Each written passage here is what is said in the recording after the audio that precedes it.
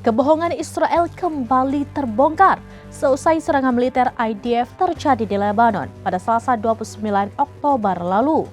Berdalih menyerang posisi Hizbullah, Israel ternyata justru membantai warga sipil tidak bersalah.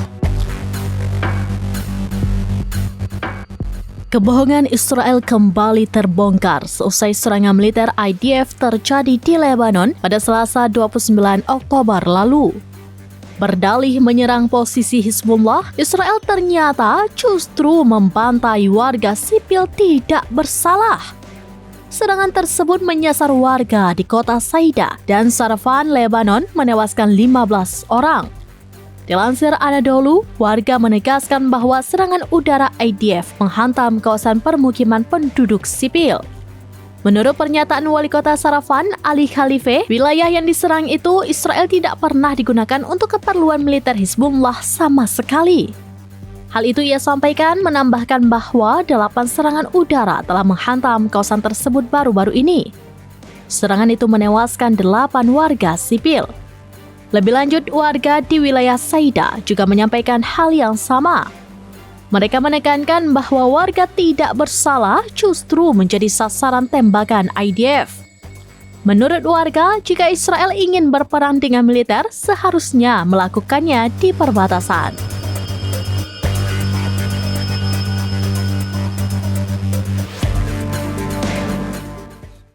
Demikian informasi terkini Syedaralun. Saksikan terus beragam informasi lainnya. Jangan lupa like dan share seluruh akun serambinews.com.